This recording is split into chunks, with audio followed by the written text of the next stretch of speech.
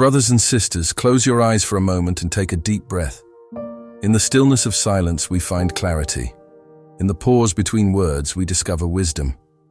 Today, let us embark on a journey into the power of silence and how mastering it can lead us to true victory. One of the greatest gifts that many of us overlook in life is the gift of restraint. In a world that constantly pushes us to react, to respond, to shout, and to defend, it is the one who holds back that often rises higher. The strength of the believer is not in how loudly he speaks or how swiftly he replies, but rather in his ability to control what he says when emotions are stirred.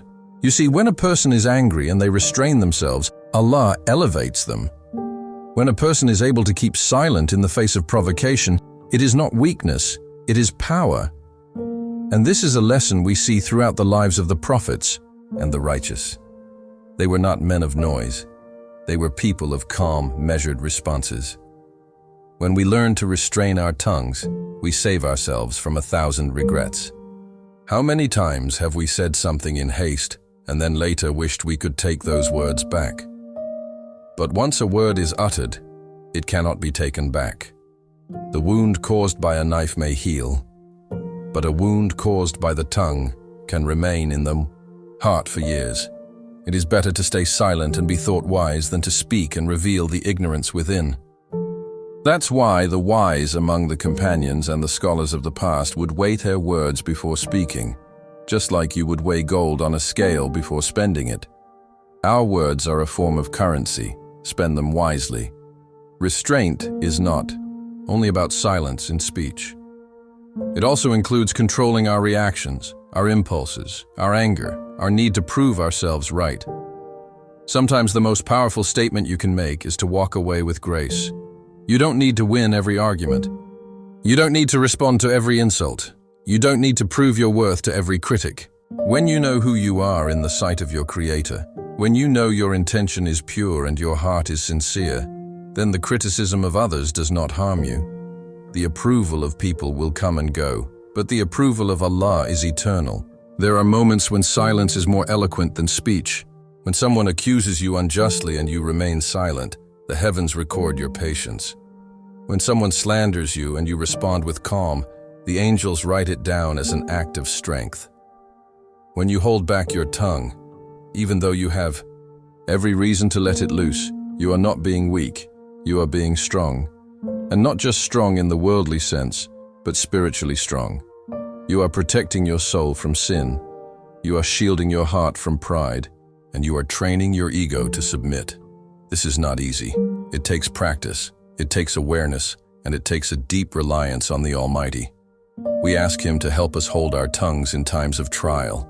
We ask Him to purify our speech so that when we do speak, our words are words of healing, not harm.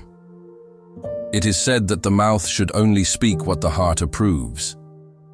If what is inside your heart is toxic, it will reflect in your words. But if your heart is filled with sincerity, kindness, and humility, then your speech becomes a form of remembrance, a form of mercy, a form of light. Look at the example of the one who is insulted in public. Everyone expects him to retaliate, but he takes a breath and says nothing. The crowd may mock him. Some may even see him as defeated. But the one above writes down for him a reward more precious than gold because he restrained himself when he could have unleashed a storm. This is a secret of the spiritual giants. They understand that victory is not in reacting, it is in responding with wisdom, or sometimes not responding at all.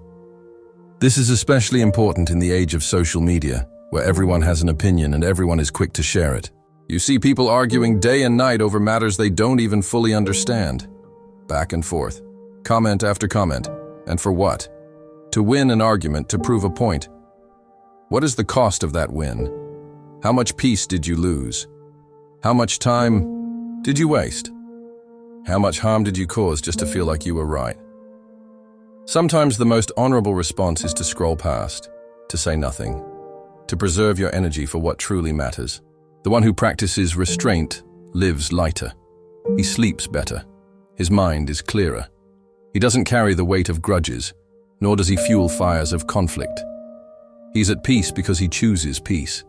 He is respected not because of how loud he is, but because of how wisely he speaks when he chooses to speak.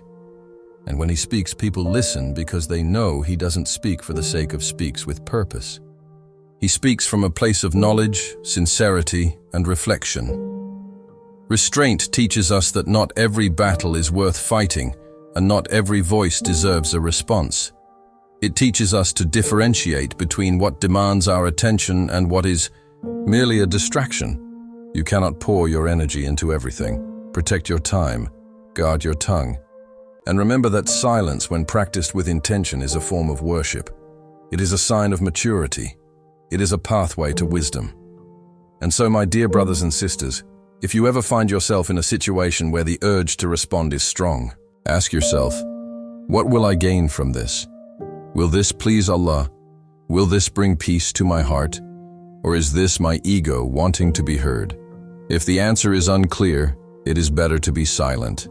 That silence with the right intention becomes an act of devotion. And through devotion comes clarity. Through clarity comes success. And through success, by the will of Allah, comes true victory. My beloved brothers and sisters, as we reflect on restraint, let us also reflect on the other half of its beauty, the art of listening. We often think that communication is about speaking, about sharing our views, expressing our thoughts.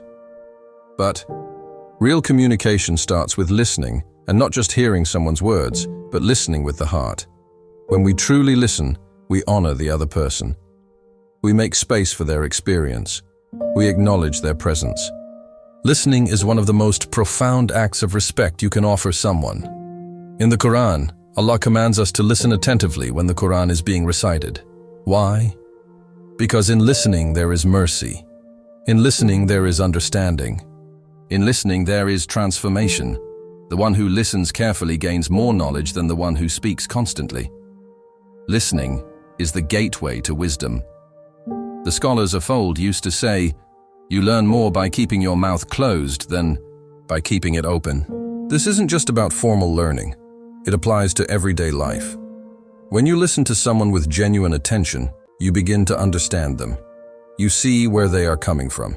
You recognize their pain, their fears, their hopes. Many of our conflicts arise because we are too quick to respond and too slow to listen. We assume, we interrupt, we judge before understanding. And in doing so, we break hearts. But when you train yourself to listen, you become a person who brings healing. The friend who listens becomes the one who is sought after. The parent who listens earns the trust of their child. The spouse who listens brings peace to their home. And the believer who listens to the word of Allah and to the guidance of the Prophet gains clarity in this world and success in the next. Listening also teaches humility, because when you listen, you are admitting that you don't know everything. You are opening yourself up to learning. You are setting aside your ego and saying, there is something valuable this person may teach me. And often the one we least expect to learn from is the one who has the most profound insight.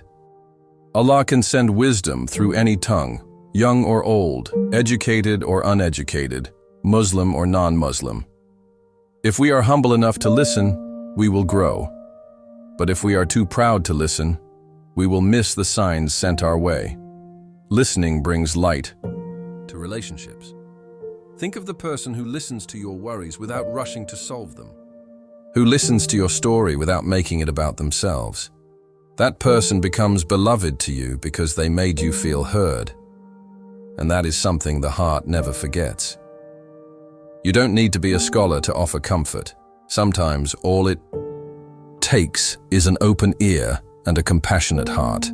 And by simply listening, you become a means of ease for someone else. But the highest form of listening is listening to what Allah is telling us through His book, through the signs around us, through the quiet moments in our lives. Are we listening?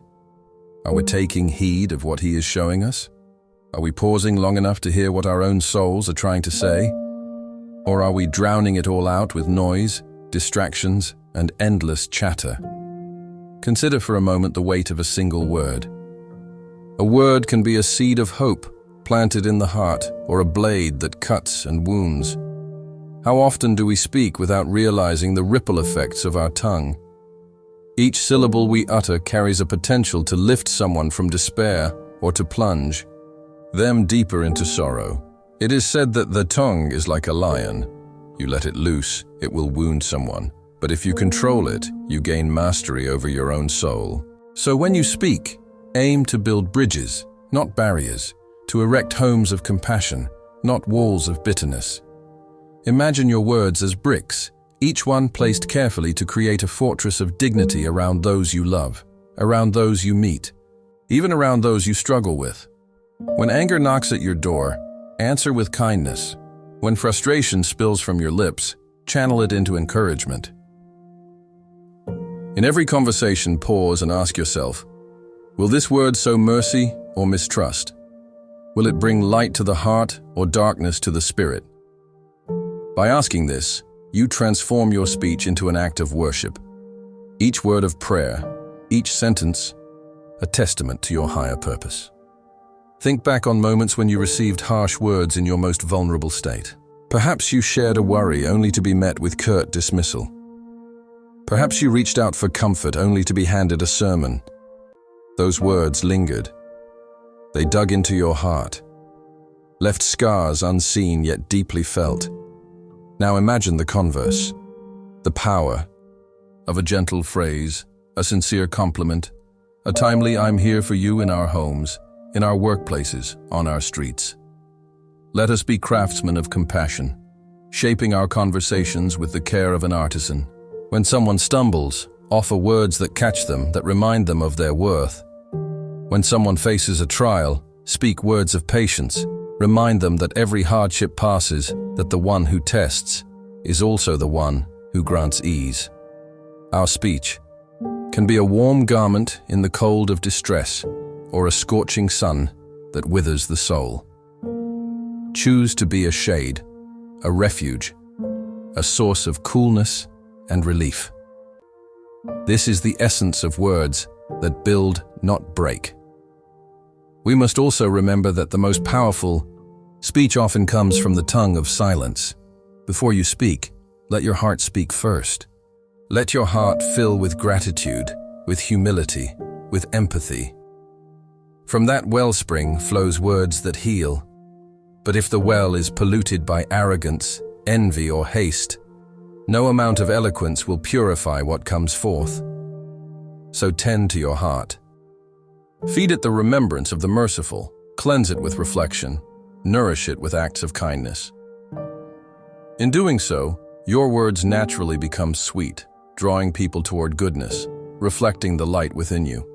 Speak with intention. Let every word have a purpose, whether to comfort, to guide, to educate, or to encourage. And never underestimate the power of a quiet word spoken in sincerity. Sometimes a whisper carries more strength than a shout, because it reaches the heart directly, bypassing the ear's defenses. In our daily interactions, practice this principle. Speak to uplift. If praise is needed, praise. If correction is necessary, correct with gentleness. Do not wield your words as weapons, but as tools to build. When a child misbehaves, guide with love, reminding them that behavior can be changed and that they are cherished no matter what. When a friend errs, speak truth with tenderness. For harsh rebuke can harden the heart, but compassionate counsel can open it. Every conversation becomes an opportunity to plant seeds of goodness. And even the simplest exchanges, the salam in the morning, the good morning to a neighbor, the may Allah bless your day, become acts of worship when spoken from the heart. So let our speech be a tapestry woven with threads of mercy, patience, and hope. And now, my dear brothers and sisters, let us pause to reflect on the power of the pause itself. In the brief silence,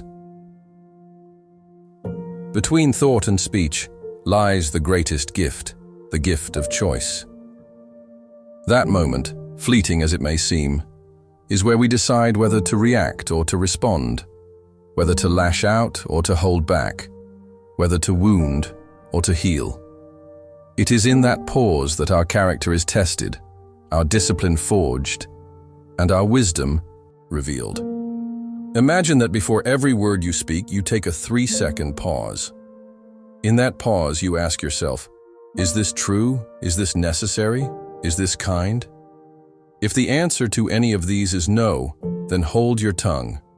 Those 3 seconds can save you from regret, from conflict, from the long journey of seeking forgiveness for words spoken in haste. Practice this pause in every aspect of your life. When someone cuts you off in traffic and anger flares, pause, and remember that the other driver has a story you know nothing about. Pause and offer a duet for their safety instead of a honk of anger. When criticism stings, pause and reflect. Is there truth in this that can guide me to improve? Or is this merely a wind of ego trying to knock me from my path? In that pause, you transform an emotional reaction into a thoughtful response. The world around us moves at lightning speed, yet wisdom often resides in slowness. By honoring the pause, we reclaim our peace, we regain our clarity, and we align our actions with our highest values. The pause also guards our tongues from sin. When the ego rises and pride whispers, defend yourself. Show them you are right. The pause stands as a sentinel.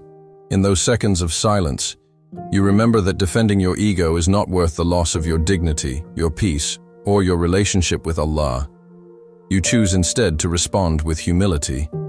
Perhaps the other is mistaken. Perhaps I could learn something, and the reward is immense. For every moment you silence your ego, Allah raises your status, purifies your heart, and opens doors you never imagined. My dear brothers and sisters, the beauty of the pause extends beyond speech. It applies to action, to decisions, to intentions. Before you make a choice, pause. Before you react to news, pause. Before you judge, pause. In that stillness, clarity emerges. You begin to hear the whispers of your own conscience, the gentle nudges of divine guidance. You start to discern between fleeting desires and lasting values. You learn to sail the tumultuous seas of life with a steady hand, guided by the compass of reflection rather than the winds of impulse. In moments of trial, the pause becomes a lifeline. When grief overwhelms, pause and remember the one who tests and the one who heals. When temptation calls, pause and recall the sweeter pleasure of a tranquil heart. When doubt creeps in, pause and immerse yourself in the remembrance of your Lord. The pause turns storms into calm seas, transforming chaos into opportunity. And as you master this art, you find that the most powerful words are those preceded by silence, and the most courageous actions are those born of thoughtful reflection. Let us embrace the pause as a sacred gift, a gift that reminds us of our humanity, our fallibility, and our potential for growth. Let us weave pauses into the fabric of our lives, pauses between thoughts and words, between words and actions, between actions and outcomes. Let each pause be a moment of prayer, a moment of gratitude, a moment of connection with the divine. In these moments, we find the strength to speak words that build, to plant seeds of hope, to heal hearts, and to chart a course toward lasting peace. And when you master the art of the pause, you reclaim the power over your own life. You no longer act as a puppet to every passing emotion. You become the author of your story, the master of your speech, and the guardian of your heart. Your words, when they finally emerge, carry the weight of intention, the clarity of reflection, and the sweetness of mercy. And in that, you become a beacon of light in a world too quick to judge, too quick to react, and too quick to ignore the sacred pause that brings us closer to our truest selves and to our Lord. Imagine the moment at dawn, when the world is still wrapped in darkness and only the soft whisper of the breeze calls to your heart. In that quiet hour, you sit alone with your thoughts, free from calls, notifications, and the endless chatter of the day. You breathe deeply and let the stillness fill your soul. This is not empty time. This is sacred space where true growth begins. In the silence of your room, without distractions, you begin to listen to the rhythm of your own heartbeat, to the gentle urgings of your conscience, and to the subtle guidance that flows from the one who knows all secrets. Here in solitude, you confront your true self, your hopes, your fears, your dreams, and your weaknesses. You see the parts of you that you often hide from the world. And with each breath, you come to terms with who you are and who you wish to become. In those moments of silent reflection, you draw a map of your intentions and chart a course toward the highest version of yourself. You may ask, how do we cultivate this practice in our busy lives where every minute seems accounted for? It begins with small steps. Dedicate 5 minutes each morning before your feet even touch the floor to simply sit and breathe. Close your eyes and ask yourself, what am I grateful for? What burdens am I carrying that I can let go of? What intention will guide my actions today? In these brief moments, you learn to turn inward, to quiet the noise, and to center your mind on what truly matters. Over time, those 5 minutes become 10, then 15, and what was once a struggle becomes a cherished ritual. You will find that your heart, tuned to the frequency of gratitude and clarity, radiates calm throughout the day. Challenges that once seemed overwhelming now pass by like clouds in a clear sky. For your inner compass has been set by moments of reflection. In that stillness, you also meet your Lord. The remembrance of Him emerges naturally from the silence, filling your heart with peace that no outer possession can match. You begin to understand that the greatest treasure is not wealth or status, but a heart at rest in the knowledge that He is near, that He more balanced, and your actions more intentional. You start to recognize patterns in your behavior, the triggers that lead to stress, the temptations that lead you astray, the habits that nourish your spirit. Awareness blooms in the garden of reflection. And with awareness comes the power to change. You no longer drift through life as a leaf caught in the current. Instead, you steer your soul with purpose. And when you err, and you will, you return to your quiet space not in shame but in hope, knowing that each moment of reflection brings you closer to the mercy that softens the hardest of hearts. Now let us turn to another vital principle, transforming impulse into intention. In the rush of daily life, our emotions often hijack our decisions. Anger flares, and before we know it, harsh words slip from our lips. Desire tempts, and we abandon our better selves for a momentary pleasure. In such moments, we are driven by impulse, the quick jolt of feeling that demands immediate satisfaction. But imagine if in that crucial instant we could pause. Instead of acting on impulse, we choose to respond with intention, guided by principles that transcend the moment. That pause, that breath is your gateway from the fleeting to the lasting, from chaos to harmony. To practice this, begin by recognizing your emotional triggers. Is it the honking horn that sets your blood boiling? Is it a critical comment that shatters your composure? Is it the sight of something forbidden that stirs your desires? Once you name these triggers, you can anticipate them. And when they arise, you do not deny the feeling. You acknowledge it. You feel the heat of anger, the pull of desire, the sting of hurt. You pause and ask, what do I truly want in this moment? The impulsive answer might be revenge, indulgence, or retaliation. But if you look deeper, you'll see that what you truly want is peace, dignity, and fulfillment. And so, you choose the path of intention, you respond with kindness, you turn away from temptation, you offer forgiveness.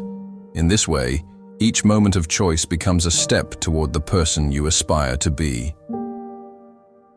Turning impulse into intention does not mean suppressing your feelings. Quite the opposite. It means honoring them, understanding them, and then channeling them wisely. Anger, for example, alerts you to a boundary being crossed or a value being threatened. Rather than unleashing it destructively, you use it constructively. You speak up calmly. You set healthy limits. You advocate for justice. Desire, when harnessed, can become the fuel for devotion, creativity, or service. Hurt, when reflected, upon can deepen your empathy and strengthen your connection to others. In this alchemy of the heart, raw emotions become refined character. Ya Allah, grant us the strength to pause before we speak, to reflect before we act, and to respond with sincerity instead of impulse. Purify our hearts from anger, our tongues from harm, and our intentions from pride. Help us to be among those who turn every emotion into a path that leads back to you. Make our moments of silence filled with your remembrance, and our actions a reflection of your mercy. Ameen.